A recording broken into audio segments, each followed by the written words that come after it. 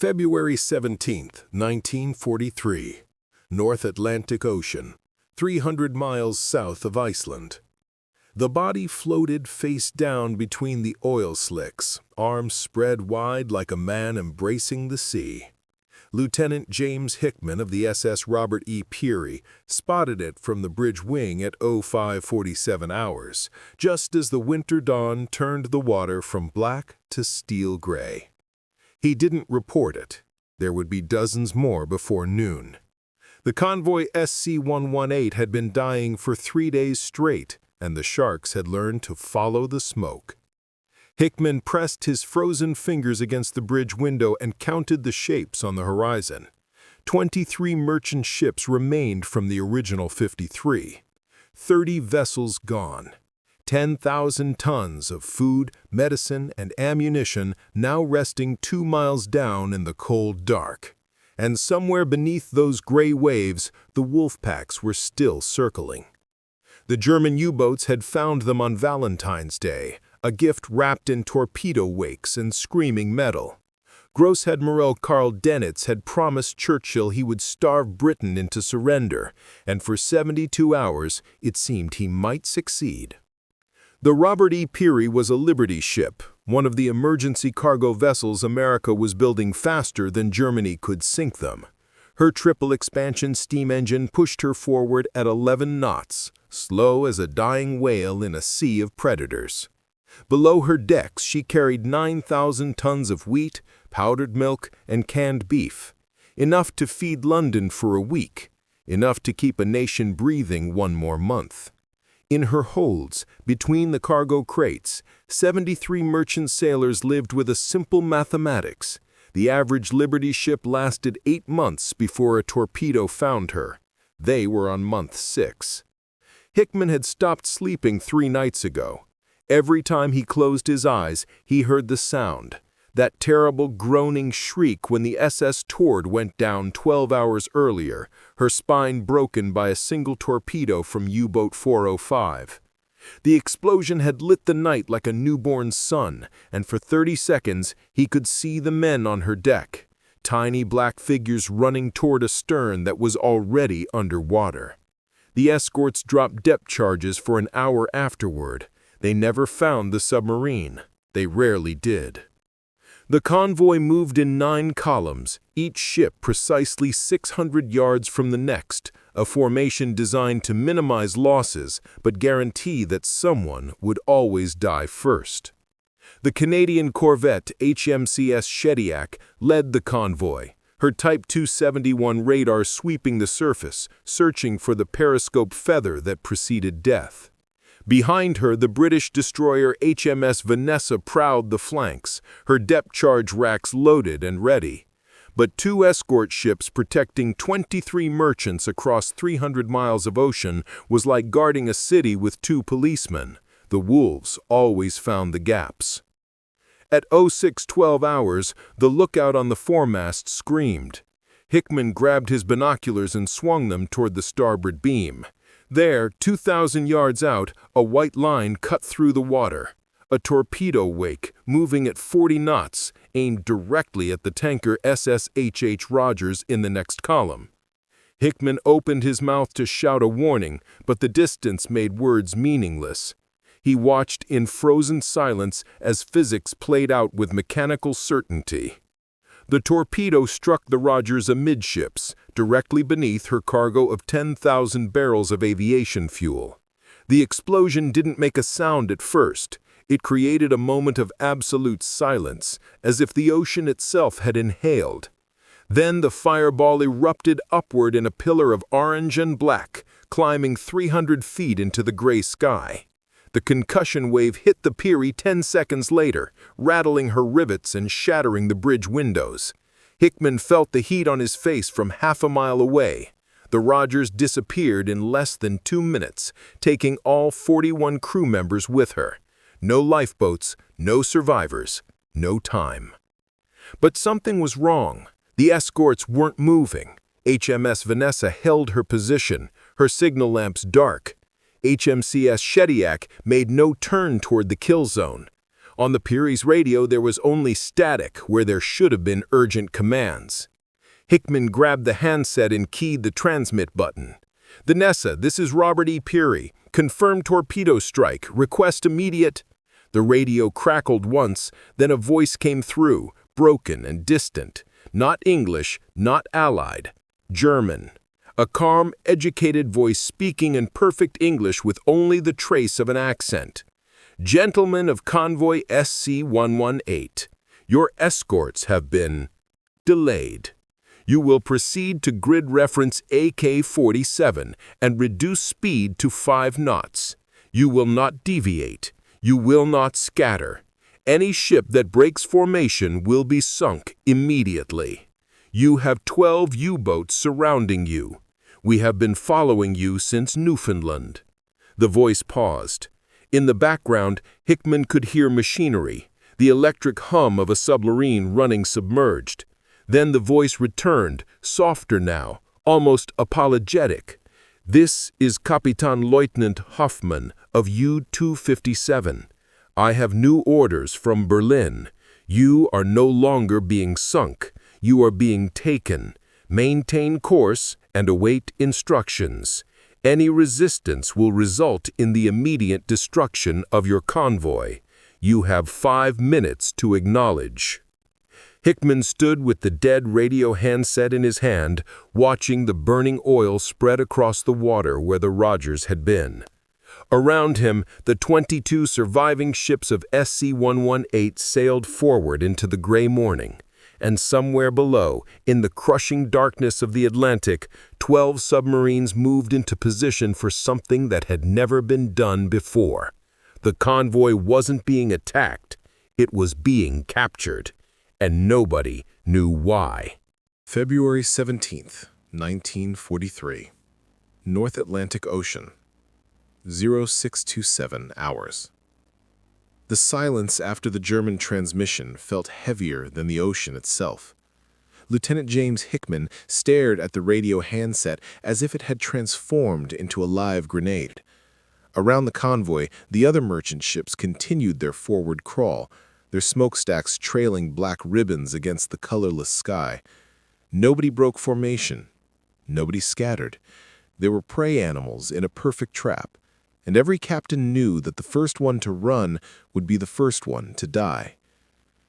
Hickman's hands were shaking, not from cold, from the terrible mathematics racing through his mind. 12 U-boats meant 12 torpedo tubes ready to fire every 90 seconds. At current range and speed, they could sink the entire convoy in less than 6 minutes if they wanted to. But they hadn't. Instead, Kapitan Lieutenant Hoffman had done something unprecedented in the history of submarine warfare. He had negotiated. The radio crackled again.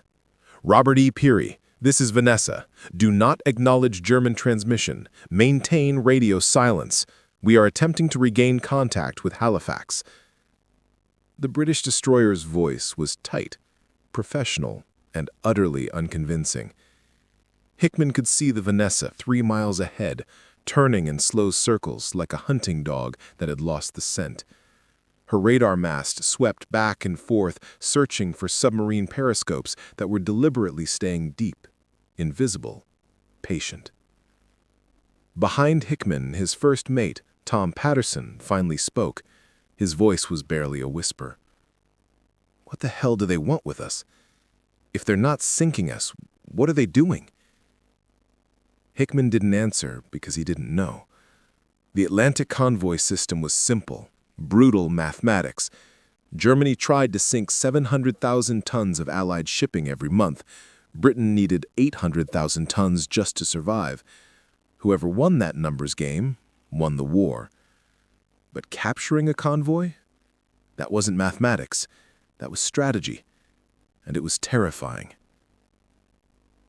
At 0635 hours, the German voice returned. This time it was broadcast on every frequency simultaneously, overwhelming the Allied communications network. "You will now alter course to bearing 085, reduce speed to 8 knots. In 40 minutes, you will reach grid reference AL-12. At that position, you will find 3 Allied merchant vessels that were separated from convoy HX-224 6 days ago. They are dead in the water with engine failures. You will take their crews aboard. You will take their cargo, then you will proceed to Liverpool as originally planned. Patterson grabbed Hickman's arm. It's a trap. It has to be. They're herding us into a kill zone. But Hickman was thinking about something else.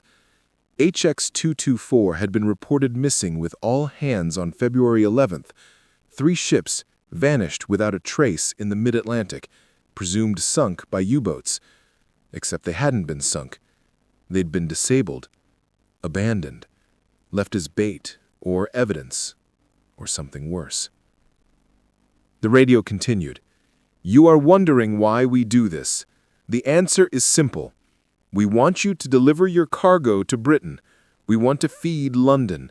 We want Churchill to believe his lifeline is still intact.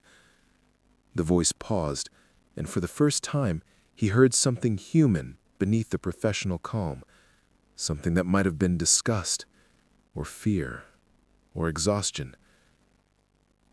Because in 3 weeks, Operation Drumbeat Phase 2 begins. Every submarine in the Atlantic, 87 U-boats, will strike simultaneously on March 10th. We will sink everything. Every convoy, every escort, every port facility from Halifax to Gibraltar. But first, we need Britain to believe they are safe. We need them to commit every remaining merchant vessel to the Atlantic run. We need them to empty their ports. The transmission ended. In the terrible silence that followed, Hickman understood. This wasn't mercy. It was farming. The Germans were letting 23 ships through to convince the Allies that the convoy system still worked, that the Atlantic was still passable, that one more voyage was worth the risk. And then, when every available ship was at sea, with no air cover and limited escorts, the wolf packs would surface and feed. At 0715 hours, exactly 40 minutes after the German broadcast, the convoy reached grid reference AL-12. The 3 missing merchant vessels appeared through the fog like ghost ships: the SS Thomas Hooker, the SS John Carver, and the MV Empire Morn, all dead in the water, listing slightly to starboard, their lifeboats gone, but their cargo hatches still sealed. Hickman brought the Peary alongside the Hooker and sent a boarding party across.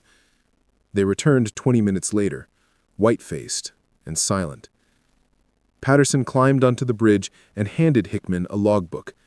The final entry was dated February 11th, written in a steady hand. Engine room flooded by precision torpedo strike. All propulsion lost. U-boat surfaced at 1400 hours. Commander came aboard, inspected cargo manifest, inspected hold, ordered all crew into lifeboats with full rations and navigation equipment, provided coordinates to nearest Allied patrol route, said we would be recovered within 48 hours, said our cargo was too valuable to waste on the ocean floor, said Germany needed us to deliver it to England. Then he welded our rudder chains and stripped our radio. We are alive, but useless. May God forgive what comes next. Hickman closed the logbook and looked out at the convoy, at the 23 ships still sailing in perfect formation towards Liverpool, with holds full of food and fuel and ammunition. Around them, invisible beneath the gray water, 12 submarines paced them like shepherds, guiding livestock towards a pen. And somewhere ahead, in 3 weeks, 87 more wolves were waiting. He picked up the radio handset and keyed the transmit button. His voice was steady, defeated, certain. This is Robert E. Peary to all ships. We're going to Liverpool. We're going to deliver this cargo, and then we're going to warn them. Because if we don't, we're not just delivering food, we're delivering bait. The convoy sailed on through the gray morning, and behind them, the oil from the burned Rogers spread across the water like a stain that would never wash clean. They reached Liverpool 13 days later, every ship intact, every cargo hold full. The newspapers called it a miracle. Churchill called it proof that the Atlantic could still be won. On March 10, 1943, Operation Drumbeat Phase 2 never happened. The 87 U-boats never surfaced, because someone in German naval intelligence had sent Hoffmann's transmission in the clear, unencrypted, confident that no Allied listening station would believe such an insane strategy. They were wrong. Bletchley Park intercepted it. Admiral Max Horton redeployed every available escort destroyer. The convoys stopped sailing. The ports emptied defensively instead of offensively.